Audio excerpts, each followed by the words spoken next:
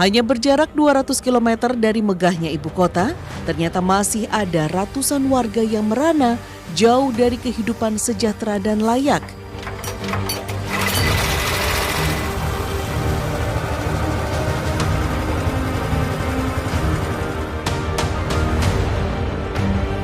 Indonesiaku kali ini mengajak Anda mengenal warga Dusun Ciroyom dan Kadudahu, dusun terluar dan tertinggal di Desa Cibitung, Sukabumi, Jawa Barat.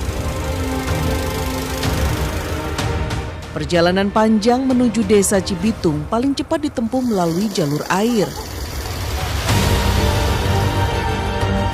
Mengarungi Sungai Cikaso dengan perahu selama 3 jam. Saat ini saya sedang bukan berada di Kalimantan atau di Sumatera yang mungkin mayoritas transportasi warga masih menggunakan sungai. Saya sekarang ada di Jawa Barat, tepatnya di Sukabumi. Saya akan menuju ke Dusun Ciroyom, di mana di sana akses salah satu yang tercepat dan terefektif adalah melalui Sungai Cikaso ini.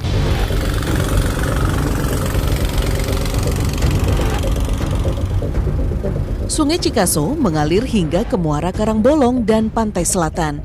Saat hujan deras mengguyur, air sungai akan meluap pasang dan gelombangnya menghalangi laju perahu. Sebaliknya, saat air surut, perahu tidak akan bisa masuk hingga ke dusun, sehingga warga harus berjalan kaki 2 jam lamanya hingga sampai ke dusun. Akses transportasi yang serba terbatas ini membuat warga kesulitan mengakses layanan kesehatan.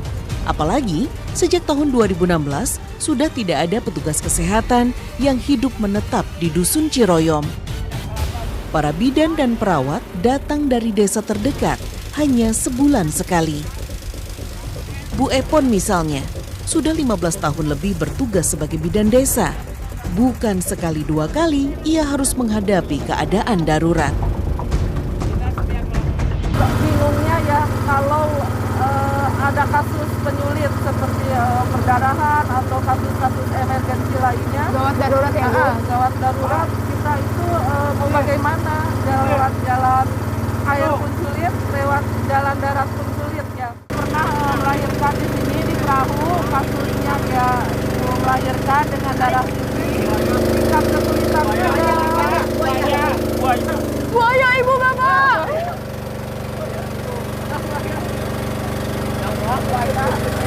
Salah satu sarang buaya di sini. Iya.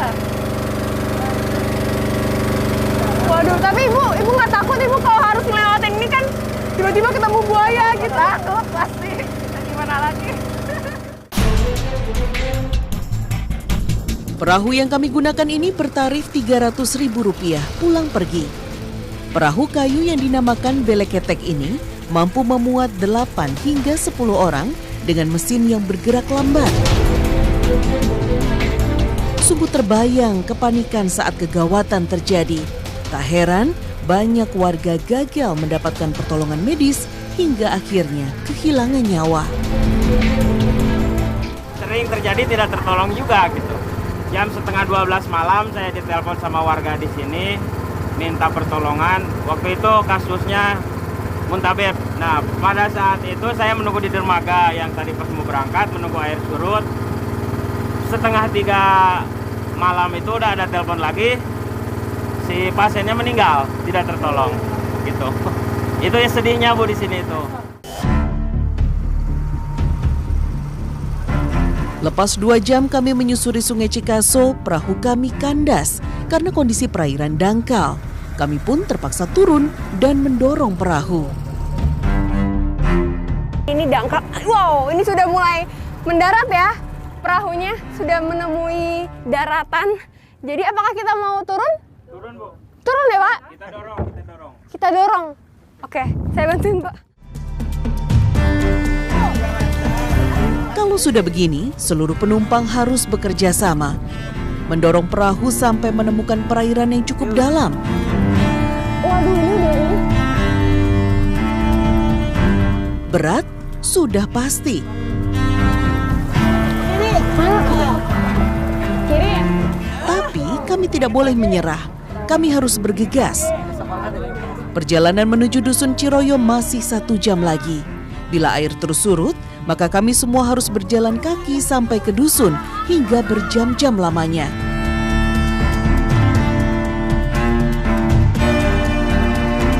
Beruntung, cuaca hari ini cukup mendukung dan akhirnya perahu bisa kembali berjalan. 4 jam pernah. Wah, Ini kebetulan saat ini cuaca tuh agak bagus. Jadi kita bisa lewat sini. Kalau enggak kita tadi jalan kaki dari sana sampai berapa jam. Akhirnya kami pun sampai di tepian sungai akses masuk Dusun Ciroyo. Jadi kebalik. Dari sini kami harus berjalan kaki sekitar 30 menit hingga ke Poskesdes atau pos kesehatan desa. Lokasi dusun yang dekat dengan pantai membuat udara terasa kering. Agenda pertama kami hari ini adalah imunisasi difteri dan tetanus untuk anak-anak siswa sekolah dasar kelas 1, 2, dan 5. Bismillahirrahmanirrahim. Tarik napas panjang. Dengan tertib anak-anak mengantri. Ada yang takut dan tegang, tapi ada juga yang tenang-tenang saja.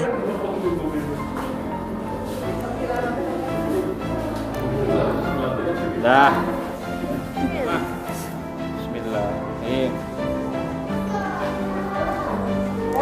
Udah, cepet kan? Iya. Di dusun ini hanya ada 1 Poskesdes yang harus melayani total 146 kepala keluarga di 4 kampung. Tugas para nakes berikutnya adalah kegiatan periksa kesehatan warga di Poskesdes. Sejumlah warga sudah mengantri untuk memeriksakan berbagai keluhan sakit yang selama ini hanya bisa diobati dengan obat warung saja. Muntaber dan penyakit kulit adalah 2 penyakit yang paling banyak muncul karena buruknya sanitasi. Berdua sama bapaknya sakit perut. Aku ini sakit bisul. Berdua sampai nangis-nangis buka hujanan. Cuma mau sembuh ya Ibu ya. Harapannya apa Bu? Ada bidan itu yang kecil. Apalagi yang saya yang nggak punya, apalagi yang nggak punya. Kalau ada merenan bidan di sini enak gitu. Itu kan diajukan dah merenan ku bupati atau ku lurah juga. Pasien berikutnya adalah Iwa dan kedua anaknya Mutiara dan Hidayat. Tubuh kedua bocah ini penuh bekas luka, ruam bintik mirip jerawat dengan lepuhan kecil bersisik. Begitu juga luka di ujung kuku Hidayat yang dibiarkan tumbuh panjang. Hasil pemeriksaan menyatakan kedua bocah ini menderita penyakit skabies atau kudis akibat tungau yang hidup dan bersarang di kulit, akibat hidup di lingkungan yang lembab dan kotor. Kudis akan menular bila terjadi kontak dengan penderita atau menggunakan barang bersama-sama, seperti tempat tidur atau handuk.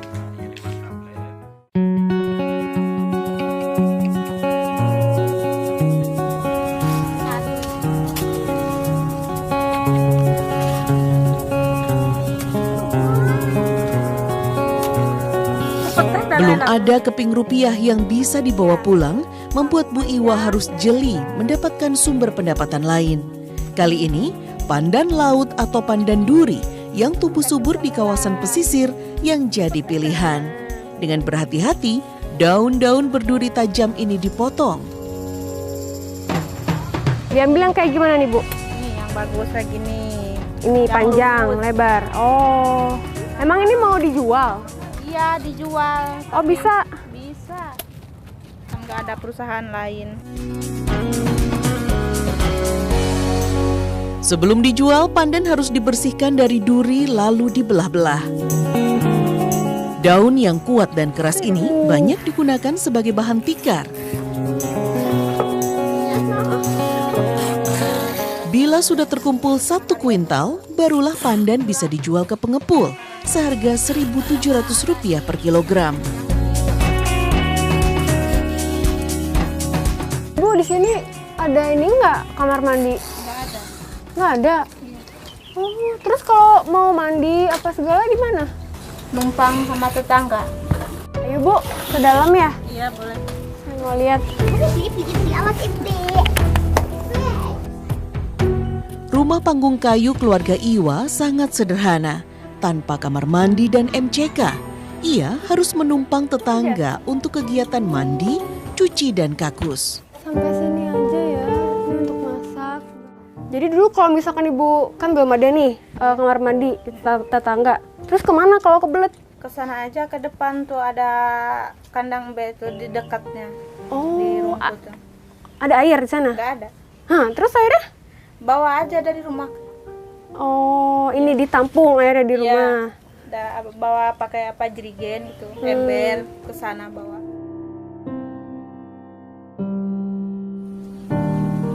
Sebagian besar warga dusun memang tidak memiliki MCK sendiri, apalagi Kemarin air saya bersih lihat sulit yang ada. didapatkan. Tak jarang tampungan air hujan yang menjadi andalan.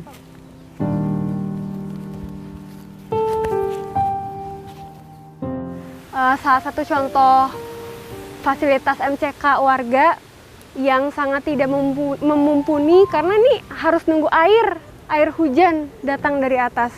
Terus kalau misalkan nggak ada ya udah didiemin aja gitu Bu. Udah. Pembuatan sumur terbilang mahal di desa ini, sehingga tidak semua warga memilikinya. Ini punya siapa Ibu? Punya Ibu Eka, itu orang. Oh itu, Iya. Bu. Ini beneran kalau buang air di sini? Iya, di situ. Ampun, terus kalau kayak gini nih kering, terus Ibu kebelet gimana? Nggak ada air, nunggu air hujan. Ini bilasnya pakai air? Bilasnya di rumahnya Bu Oyo di atas. Oh, mesti ke sana dulu ambil. Iya. Sayangnya, MCK umum kini kondisinya kurang layak karena kurang perawatan. Tak heran, beragam penyakit pun muncul menjangkiti warga. Ya beginilah kondisi ekonomi memaksa warga Dusun Ciroyom memiliki fasilitas MCK yang tidak layak. Jadi ini adalah menjadi penyebab banyaknya penyakit-penyakit kulit atau penyakit pencernaan yang dialami oleh warga Dusun Ciroyom.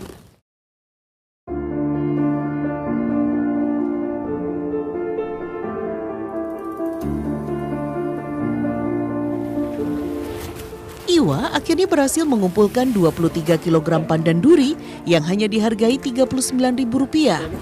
Tidak sebanding memang dengan kerja keras yang dilakukannya selama 2 hari, tapi ia tetap mensyukurinya. Tidak hanya menampung pandan laut, pengepul juga menerima gula kelapa buatan warga. Setiap minggu setidaknya 2 kuintal gula kelapa dijual ke pasar yang berjarak 30 km dari dusun. Tantangan berikutnya menanti saat perjalanan menjual hasil tani. Setidaknya butuh 3 jam menumpang motor melalui akses jalan yang berbahaya. Jembatan rapuh hingga menyeberangi Sungai Karangbolong.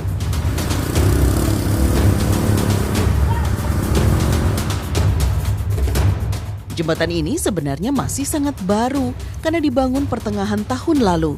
Namun, fondasi kayu dan bambunya sudah lapuk, bahkan bagian tengahnya pun sudah melengkung.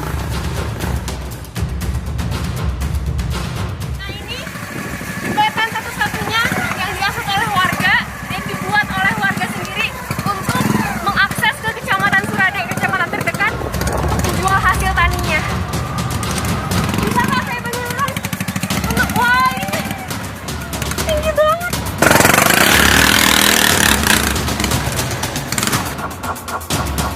Rapuhnya jembatan membuat para pengendara harus melintas bergantian, terutama bila muatan cukup berat.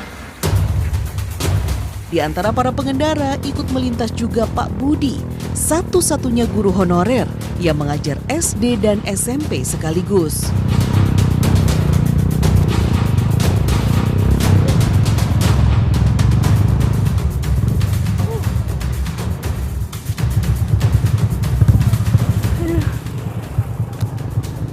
Wah, Pak Budi, setiap hari Bapak kalau ngajar lewat situ?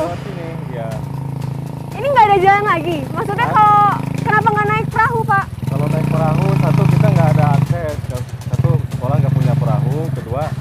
ongkosnya juga lebih mahal naik perahu gitu. Lebih mahal. Lebih mahal lagi. Ya makanya saya mau tidak mau harus jalan sini. Bertahun-tahun sudah warga dusun Ciroyom harus hidup seperti ini. Tapi demi memenuhi kebutuhan keluarga, semua hal pun dilakoni.